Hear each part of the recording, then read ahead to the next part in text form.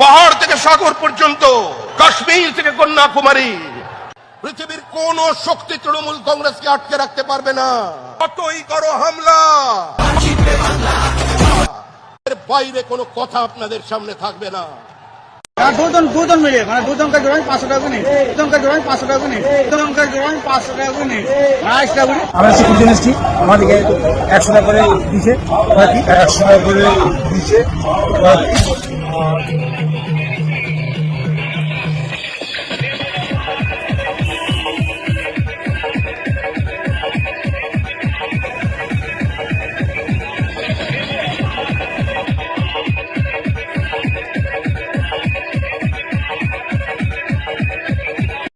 একবার সিপিএমের, দুবার বিজেপি, একবার সিপিএম, দুবার বিজেপি।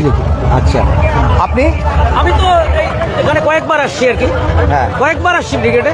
এর আগে তো সিপিএম থেকে আসছি, হ্যাঁ, আর এখন তো আমি বিজেপি করছি আর কি। আচ্ছা, আমি বিজেপি করছি। আগে যতবার এসেছেন? সিপিএম থেকে এসেছি। সিপিএম থেকে, আচ্ছা।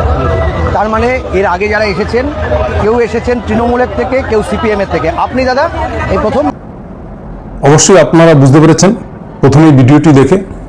এই ব্রিগেড ময়দান আজকের 14 তারিখে মোদিজির ব্রিগেড ময়দানে ভাষণ ছিলেন এবং দেশবাসী তথা পশ্চিমবঙ্গবাসী তাকিয়েছিলেন মোদিজি হয়তো এমন কোনো চমক দেবেন যে চমকে পরিবর্তন নিয়ে আসবে। কিন্তু আমরা কি দেখলাম? পরিবর্তনের জায়গায় ব্রিগেডেই 26-এর আশায় জল ঢেলে বিসর্জন দিয়ে দিয়েছেন বিজেপির।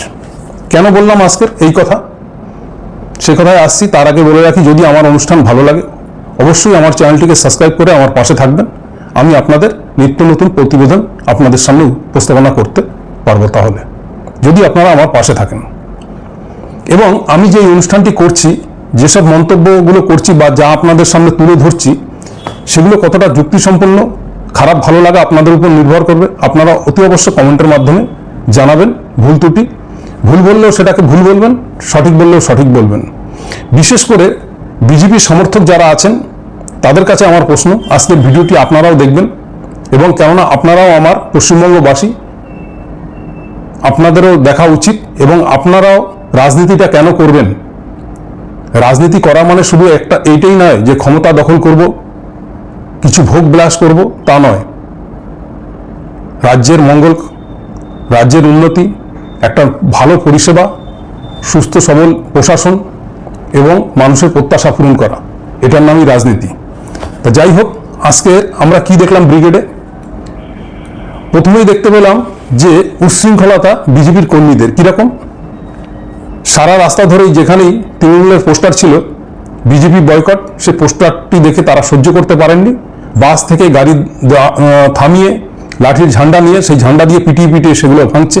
যথাক্রম অনেক জায়গায়, বহু জায়গায় ভেঙেছে। অনেকেই প্রতিবাদ করেনি, কিন্তু শশীবাজার বাড়ির ওখানে কিছু ছেলে মেয়ে প্রতিবাদ করাতে কি আকার ধারণ করে দেখেছেন। একটা মন্ত্রীর বাড়িতে কিভাবে পাথর ছোড়া, জঘন্যতম ব্যবহার। যখন কোনো নতুন সরকার আসবে, তার যখন পরিবর্তন হয়, সেটা তার আবহাওয়ায় বোঝা যায়। তাতে মানুষের ঢল থাকে, একটা আলাদা উন্মাদনা থাকে, উৎসাহ থাকে। এরকম আতঙ্ক, ক্ষোভ, অপর যারা আছে তাদেরকে অকাত কুখ্যাত ভাষায় গালিগালাজ করা, এই বহিঃপ্রকাশ কখন হয়? যখন আপনার মধ্যে জ্বালা ধরে যাবে যে কিছুতেই আসার রাস্তা খুঁজে পাচ্ছেন না। যখন বিজেপি কর্মীরা বা নেতারা দেখছেন যে বাংলায় পরিবর্তন আনার কোনো রকম উপায় নেই, তখনই কিন্তু আপনার মধ্যে এগুলো বহিঃপ্রকাশ হবে। আপনি আপনার অপরদিকে যারা বিরোধী তাদেরকে গালিগালাজ করবেন, আপনার ভাষা কন্ট্রোল থাকবে না, আপনার ব্যবহার উন্মাদের মতন হয়ে যাবেন। দ্বিতীয়ত কথা, আর একটা জিনিস কি দেখলাম, ডিম ভাতের গল্প করে এরা কথায় কথায়। আজকের বহুজনকেই দেখলাম ঘুরে ঘুরে। দেখুন, সেই ভিডিওগুলো যদি আমি এই ভিডিওর মধ্যে তুলে দিই, তো আমার ভিডিওর অংশটা অনেক বড় হয়ে যাবে। তার জন্য আমার যে বক্তব্য কিন্তু সংক্ষিপ্ত করতে হবে, তার জন্য আমি ভিডিওগুলো তুলে ধরিনি। কিন্তু আপনারা দেখতে পাবেন সোশ্যাল মিডিয়ার মাধ্যমে কেউ ডিম ভাত খাচ্ছেন, কেউ চিকেন বিরিয়ানি খাচ্ছেন, সবই চলেছে। কিন্তু যখন কেউ প্রশ্ন করেছে যে আপনি ডিম ভাত খাচ্ছেন কি করে, বিজেপি তো এটা খায় না, তখন বলছে এটা তো বিজেপি পার্টির থেকে দেয়নি, আমি আমার বাড়ির থেকে নিয়ে এসেছি, হোটেল থেকে কিনে এনেছি। কিন্তু এর মানেটা কি? আপনি কিনে আনুন, তাহলে তো পেটিস বিক্রেতা তো বিক্রি করার জন্য গেছিলেন, তাকে ধরে কেন মারলেন? তো এরকম বিতর্ক আসেই। দ্বিতীয়ত কথা, আজকের দিনে বিজেপি স্বপ্ন দেখছে 2026-এ তারা ক্ষমতা চলে এসছে, এরকম ডায়লগ দিচ্ছে, মানে কর্মীদের উৎসাহ দেওয়ার জন্য এবং মানুষের মধ্যে একটা জোর জবস্তি চেতনা ঢোকানোর জন্য এই গল্পটা তৈরি করেছে। কিন্তু এই গল্পের আসল সত্য ওটা কি? এই গল্পের আসল সত্যটা আপনারা প্রথমেই আমার একটি ভিডিও ছোট্ট ক্লিপ দেখিয়েছি, যে যারা আজকে ব্রিগেডে গেছে তাদেরকে বেশিরভাগই প্রশ্ন করলে যখনই বলা হয়েছে আপনি এই নিয়ে ব্রিগেড কতবার এসছেন, কেউ বলছে আমি 3 বার, কেউ বলছে 4 বার, কি বিজেপির সভাতেই বলছে না এর আগে সিপিএম এর সভাতে এসেছি, আমি আগে সিপিএম করতাম। তার মানে কি বোঝা যাচ্ছে? এই যে 2019 সালে যে 18টা সিট এনে দিয়েছিলেন, তখন সিপিএম এর বহু নেতা তৃণমূলের উপর বদলা নেওয়ার জন্য তাদের কর্মীদের বলেছিল যাও তোমরা গিয়ে বিজেপিকে ভোট দাও, তাহলে আমাদের বদলা নেওয়া হবে, আমরা তো ক্ষমতায় আসতে পারবো না। এই করে যত কর্মী সমর্থকরা গেছে তারা কিন্তু আর রিটার্ন করেনি। তো সিপিএম এর সমর্থকরাই আজকের বিজেপি। এবং সব থেকে বড় কথা, তারা আজকে ধর্ম নিয়ে কথা বলবে, তাদের মুখ থেকে ধর্মের বাণী পড়তে হবে। যে কমিউনিস্ট একদিন প্রচার করেছে ধর্ম তারা মানে না, তারা নাস্তিক, সেই সব সিপিএম এর দল ভেঙে ঢুকে যাওয়া কর্মীদের কাছ থেকে বা নেতাদের কাছ থেকে আমার শিখতে হবে যে আমি ধর্মটাকে কিভাবে নেব, কিভাবে পালন করব। তার থেকে বড় কথা হচ্ছে মানুষ, এটা তো একটা অংশ গেলই। দ্বিতীয় কথা, বাংলার মানুষ ভেবেছিল সত্যি মোদিজি কোনো চমক দেবে, কিন্তু চমক তো দূরের কথা। আমরা প্রত্যেক নেতার ভাষণে কি দেখলাম? দিলীপ ঘোষের সেই ঝাঁঝালো ভাষণ নেই, আমতা আমতা ভাষায় কিছু ভাষণ দিলেন। মিঠুন চক্রবর্তী, এবার আসি মিঠুনদার কথায়। মিঠুনদা ভাষণ দিয়েছেন যে আপনারা অনেক পা ভেঙেছেন, দেখেছেন হাত ভেঙেছে, কাকে ইঙ্গিত করে বলতে চেয়েছে? 2021-এ মমতা ব্যানার্জির সেই পা ভাঙার গল্পটাকেই উনি ব্যঙ্গ করে বলেছেন। আশা করি বাংলার মানুষ বুঝতে পেরেছেন। তো এই মিঠুন চক্রবর্তীর সম্বন্ধে একটু ঘটনা বলি। আপনারা মানুষকে কি ভাবেন এবং বিজেপি নেতৃত্বই বাঙালিকে কি ভাবেন? এতটাই তুচ্ছ মনে করেন যে আপনাদের জবাব দিতে জানে না? মিঠুন চক্রবর্তী প্রথম দিকে শুনেছি নকশাল করেছে, তারপরে সুভাষ চক্রবর্তী যখনই ডেকেছে তখনই এসছেন, উনি সিপিএম সমর্থক, সিপিএমের হয়ে সুভাষ চক্রবর্তীর হয়ে প্রচার করেছেন। তারপরে উনি কালীঘাটে গিয়ে দিদির পায়ে পড়ে উনি রাজ্যসভার এমপি হয়েছেন, ভালো কথা। একেবারে দিদির পঞ্চমুখ করে বহু প্রচার করে গেছেন এই বাংলাতে। তারপরে উনি আজকের বিজেপিতে কেন? উনি সাধু? ওনার নামেও তো কেলেঙ্কারি উঠেছে, তার থেকে আমাকে শুনতে হবে? যে দুর্নীতিতে ভরা তৃণমূল, তার থেকে শুনতে হবে? বাংলার মানুষ তার মুখ থেকে শুনবে? ওনার নামেও তো দুর্নীতি উঠেছিল, ওনার নামেও তো মামলা হয়েছিল, ওনার নামেও তো সিবিআই নোটিশ করেছিল সারদা কেলেঙ্কারিতে। উনি তখন কি বলেছেন? আমি টাকা ফেরত দিয়ে দিচ্ছি, আমি তৃণমূল দল থেকে বেরিয়ে যাচ্ছি। চাপে পড়ে ওনাকে বের হয়ে যেতে হয়েছে। দ্বিতীয়ত কথা, ওনার ছেলে ধর্ষণ কেসে আসামি, তার জন্য ওনাকে ছেলে যাতে জেল না খাটে, হাজতবাস যাতে না হয়, তার জন্য উনি গিয়ে অমিত শাহ প্রধানমন্ত্রীর পায়ে পড়েছেন। আমরা কি জানি না? তার থেকে দুর্নীতির কথা শিখতে হবে আমাদের, যে তৃণমূল কংগ্রেস দুর্নীতি করছে। এ তো গেল মিঠুন চক্রবর্তীর কথা, কোনো পার্টি বাদ দেয়নি, সুবিধাবাদী লোক।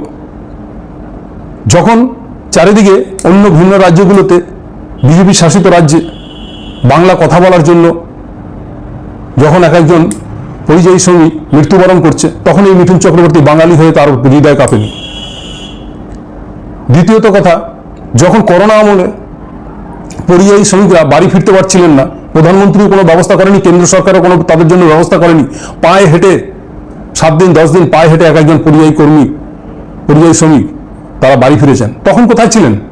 আপনারা কি করেছেন মানুষের জন্য একটু বলবেন তো? তখন কিন্তু তাদের পাশে মমতা ব্যানার্জি দাঁড়িয়েছে, অস্বীকার করা যাবে না। করোনাকালে মমতা ব্যানার্জি রাস্তায় রাস্তায় ঘুরে পরিষেবা দিয়েছেন, বাইরে বেরিয়ে এসেছেন, আর আপনারা এসি ঘরে বসে ঘুমিয়েছেন। দ্বিতীয়ত, সবার শেষ কথা হচ্ছে এই যে লোকের সমাগম, আজকে নন্দীগ্রামের মতন এলাকার থেকে 2 থেকে 250 মাত্র কর্মী নেতাগণ এসছেন ব্রিগেড ময়দানে। শুভেন্দু তো এত বড় বড় কথা বলছেন। শুভেন্দুর এলাকা থেকে আজকের একটা বিধানসভা থেকে মিনিমাম 5000 সমর্থক আসার কথা, কেন আসলো না? ঢ্যাং করে জিতবেন আর 26-এর ভোটে আপনারা বাংলা দখল করবেন স্বপ্ন দেখছেন।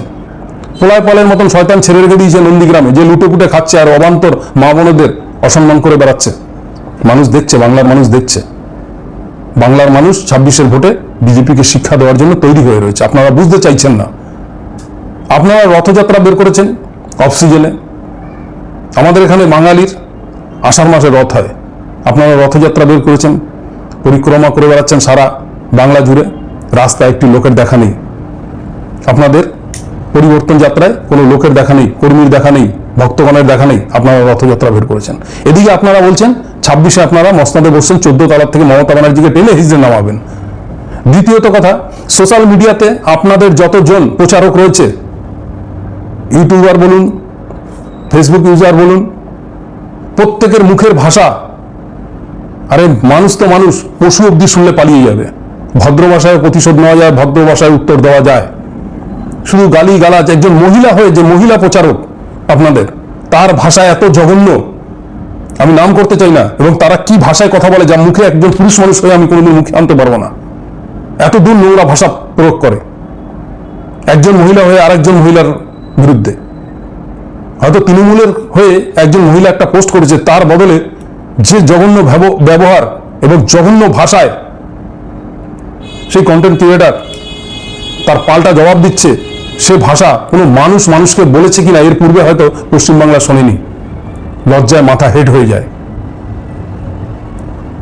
নন্দীগ্রামে অষ্টমীগিরি বলে একটি মেয়ে আছে, সে যখন কোনো পোস্ট করে সে কিন্তু মার্জিত ভাষায় কথা বলে, কিন্তু তার পাল্টা পোস্টের উত্তরে আপনাদের যত প্রচারক রয়েছে তারা যেসব ভাষা ইউজ করে যা মানুষ শুনলে কানে তুলে বুঝতে হয়। এই হচ্ছে আপনারা সুশাসন দেবেন। রাস্তায় বেরিয়ে আজকের ব্রিগেড আসার সময় প্রত্যেকটা ফ্ল্যাগ ছিঁড়েছেন আর হই হাল্লা করেছেন, মুখের ভাষা আর মদ গাজার ফোয়ারা ছুটিয়েছেন আগানে বাগানে গিয়ে। হ্যাঁ, একজন বলছে মুর্শিদাবাদ থেকে এক কর্মী, আমি মুর্শিদাবাদ থেকে দাদুকে দেখতে এসেছি, মদ গাজা তো খাবোই, একটু আনন্দ ফুর্তি তো করবোই। এই আপনাদের ব্রিগেড সমাবেশ।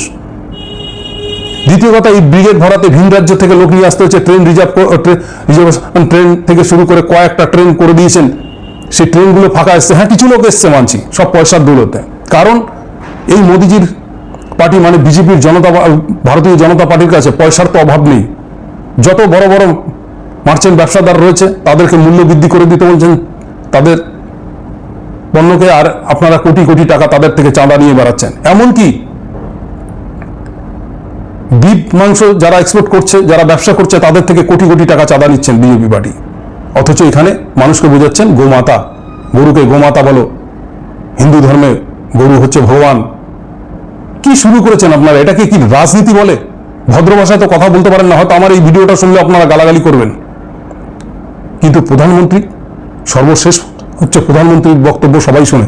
যখন আমাদের পশ্চিমবাংলার মাননীয় সিএম মুখ্যমন্ত্রী তিনি যখন ভাষণ দেন, তার ভাষায় এটাই থাকে, তিনি মানুষের জন্য কি পরিকল্পনা করেছেন, কিভাবে করেছেন, কি করতে পারবেন বাংলার জন্য, কি দেবেন, কি হলে ভালো হয় এবং কি করছেন, এবং তার নেতা নেত্রীগণকে তিনি নির্দেশ দেন যে 24 ঘন্টা মানুষের পাশে থাকবে, মানুষের সুখ দুঃখ বুঝবে।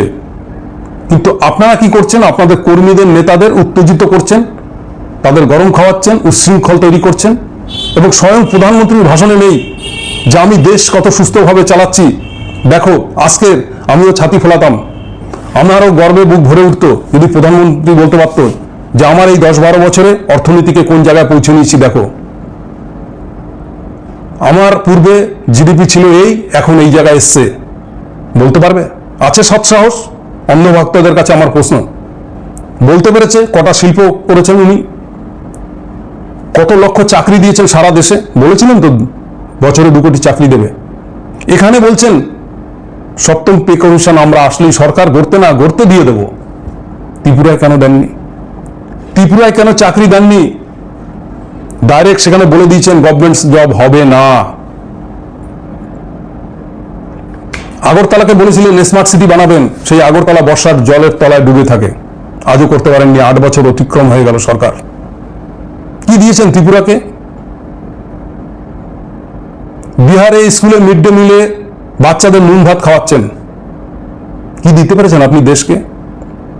আপনি কেন বলতে পারেননি যে আমি বিশ্বগুরু, আমি আরো 20টা দেশকে পরিচালনা করি? বলতে পেরেছেন?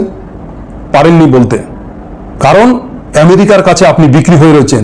আজকে সোশ্যাল মিডিয়া থেকে শুরু করে সারা দেশে একটাই গুঞ্জন যে ভারতবর্ষের প্রধান রাষ্ট্রনায়ক নরেন্দ্র মোদী আমেরিকার কাছে বিক্রি হয়ে গেছেন। আপনি সেই নিয়ে মুখ খুলেছেন?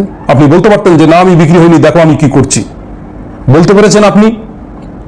গ্যাসের দাম কেন বাড়লো 60 টাকা? কারণ আপনি জানেন, আপনি বলতে পারবেন না, আপনার মধ্যে সেই সৎসাহস নেই, কারণ আপনার ভুলের কারণে আজকে সাধারণ মানুষ এই 60 টাকা প্রতি সিলিন্ডারে মাসুল গুনছে। আর আপনার আমলে যত ব্যবসাদার পুঁজিবাদী লোক তারাই পুঁজিবাদী হয়েছে, আর সাধারণ মানুষ আরো দরিদ্র সীমার নিচে নেমে এসছে। কারণ সাধারণ মানুষও আজকাল একটা ফোন রিচার্জ করতে গেলে 350 টাকা লাগে, আর পুঁজিবাদী লোকটাও সেই 350 টাকা দিয়েই করতে হচ্ছে। আপনি কি সুবিধা দিয়েছেন সাধারণ মানুষের জন্য? একটা আয়ুষ্মান ভারত করেছেন, তার টাকা পয়সা মেটাননি বলে সেটা বন্ধ হয়ে পড়ে রয়েছে। আর বাংলার বুকে জননেত্রী স্বাস্থ্যসাথী কার্ড করেছেন, তাতে বাংলার মানুষ চিকিৎসা পাচ্ছেন। শুধু বলছেন দুর্নীতি দুর্নীতি দুর্নীতি। আপনি প্রতি ইলেকশনের আগে সিবিআই দিয়ে এক একটা নেতাকে তুলে নিয়েছেন, কেউ কোনোটার কোনো সুরাহা করতে পেরেছিলেন? আপনি বলেছিলেন এর পূর্বে একটা সময় মমতা ব্যানার্জিকেও আপনার সাথে হাত মেলাতে বলেছিলেন, দিল্লি আর বাংলা এক হো যায় তো দোনো হাত মে লাড্ডু। এই ব্রিগেডের ময়দানে আপনি ভাষণ দিয়েছিলেন, কিন্তু মমতা ব্যানার্জি শিকার হয়নি, আপনার এই ফাঁদে পা দেয়নি। আজকের যদি মমতা ব্যানার্জি মাথা নত করে আপনার সাথে জোট গভর্নমেন্ট করতে, আপনি সুনামে ভাসিয়ে দিতেন, আপনি কোনো অপরাধী দেখতে পাচ্ছেন না। তাহলে আপনি তো বলেছিলেন সারদার টাকা, এই ব্রিগেড ময়দানে দাঁড়িয়ে বলেছিলেন প্রত্যেকটা মানুষকে সারদার টাকা ফেরত দেবো। কেন মানুষ পায়নি? বহু অর্থ, গাড়ি, জমি, জায়গা সব তো সিজ করেছেন আপনি। রাজ্য সরকারের হাত থেকে আপনি মামলাটা নিয়ে নিলেন, সিবিআইকে দিয়ে দিলেন। কি করতে পেরেছেন বাংলার মানুষের জন্য? কোনটা সুরাহা করেছেন? কিছুদিন আগে আপনি আরো একটা সিঙ্গুরে সভা করেছিলেন, বলতে পেরেছেন যে আপনি কি শিল্প নিয়ে আসবেন, কি চাকরি দেবেন, কি সুব্যবস্থা করবেন, তার পরিকল্পনা কি? বলতে পারেননি। শুধু মানুষকে ভুল বোঝাচ্ছেন, সোনার বাংলা করব, দুর্নীতিবাজ সরকার, সবাইকে আমরা ক্ষমতায় আসলে জেলে ঢুকাবেন। আপনি যেদিনকারে ক্ষমতার থেকে যাবেন, আপনার তিহার জেলে ছাড়া কোথাও জায়গা হবে না। বহু কোটি কোটি টাকার ঘোটালা এই বিজেপি গভর্নমেন্টের নামে। আপনারা কি করছেন তার জন্য? প্রত্যেকটা আঞ্চলিক দলের কোমর ভেঙে দিয়ে আপনাদের সাথে জোট করাচ্ছেন। যেরকম বিহারে নীতিশকে অলরেডি শেষ করে ফেলেছেন, তাকে রাজ্যসভায় পাঠিয়ে দিচ্ছেন। এই তো আপনাদের আচরণ। পুরো ভারতবর্ষটাকে গ্রাস করে পুঁজিবাদীদের আরো পুঁজি বাড়াবেন, আর তাদের দলদাস হয়ে কাজ করবেন, আর আমেরিকার বর্ষতা স্বীকার করবেন। একদিন আপনি যে নীতিতে চলছেন, একদিন আমেরিকা পুরো গ্রাস করে নেবে ভারতবর্ষকে।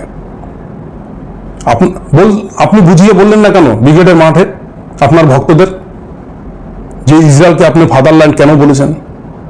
যে ইসরায়েলে মূর্তি পুজো হয় না, হিন্দুদের ধর্মকে মানে না, একটা হিন্দুদের মন্দির নেই, আর যে ইরানে 7-7টা নামী মন্দির রয়েছে, ছোটখাটো মন্দির তো অঢেল রয়েছে, এবং হিন্দুরা নিরাপদে সেখানে বসবাস করে।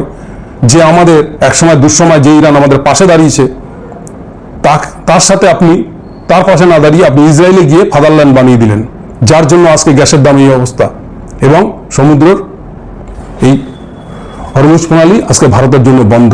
এদিকে গিয়ে বেড়াচ্ছেন ঢবের চপ, না ইরানের সাথে কথা হয়ে গেছে, হরমুজ প্রণালী খুলে দিয়েছে। আপনি বলতে পেরেছেন